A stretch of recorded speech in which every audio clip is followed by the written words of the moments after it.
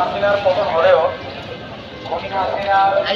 ক্ষমতায় থাকাকালে যে সকল জঙ্গি নাটক, হাজার হাজার জঙ্গি নাটক আমরা দেখেছি, তার আমরা কিন্তু গত কয়েকদিনও লক্ষ্য করেছি। আপনারা কি লক্ষ্য করেছেন? জঙ্গি নাটকের নতুন যে শুটিং চলছে, আপনারা খেয়াল করেছেন মিডিয়াতে? তো এ ব্যাপারে এখন বৈষম্যহীন কারামুক্তি আন্দোলনের কেন্দ্রীয় সমন্বয়ক এবং আইনি সেলের প্রধান মাওলানা আলতাফ হোসেন ভাই আপনাদেরকে বিস্তারিত জানাবেন। আসসালামু আলাইকুম ওয়া রাহমাতুল্লাহি ওয়া বারাকাতুহু। ওয়া আলাইকুম আসসালাম। প্রিয় ভাইরা,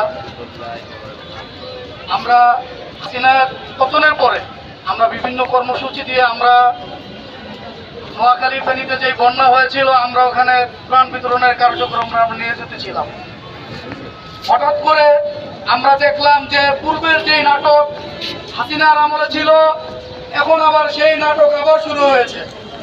আমরা দেখলাম যে গতকাল রেদওয়ান নামে একজনকে প্রথমে বলা হলো যে মিরপুরের একটি বাসা টিভির সিটিটিসি তারা ঘিরে রেখেছে, এখানে নাকি জঙ্গিরা আছে।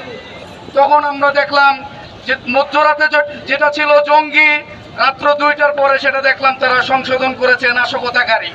আমরা যখন এর গভীরে হাত দিলাম, তখন আমরা দেখতে পেলাম এই রেদওয়ান হচ্ছে বাংলাদেশের একটি ইসলামী রাজনীতি সংগঠনের কর্মী, যাকে 2016 সালের 4 আগস্ট বেনাপোলের পোর্ট সংলগ্ন থানার দুর্গাপুর বাজার থেকে দুপুরবেলা দিন দুপুরে তাকে গ্রেফতার করা হয়েছিল। এবং 2016 সালে যখন তাকে গ্রেপ্তার করা হয়েছিল, তখন তার আত্মীয় স্বজন পরবর্তীতে যখন যোগাযোগ করে, তখন ওই থানা এবং ঢাকার যে ডিবি আছে তারা অস্বীকার করে। এমনকি আপনারা জানবেন যে হাসিনা পতনের পরে আমরা যখন ঢাকার যে ডিবি আছে, ওই ডিবি অফিসের 7 তলায় যে সেল ছিল, গুম সেল অর্থাৎ আয়নাঘর, ওই আয়নাঘর যখন মিডিয়া নিয়ে আমরা উদ্ধার করলাম, তখন তার পরের দিন ওই রাজনীতি সংগঠনের যে দায়িত্বশীল ছিল তারা র্যাব হেডকোয়ার্টারে যায় এবং সেখানে তারা তাদের 5 জন বন্দির কথা তারা বলে, যে 5 জন লোক তাদের কর্মী 2013 সাল থেকে শুরু করে 2016 সাল পর্যন্ত তারা বিভিন্ন সময়ে গুম হয়েছেন। এবং তারা যে 5 জনের নামের তালিকা দেয়, ওই 5 নম্বরে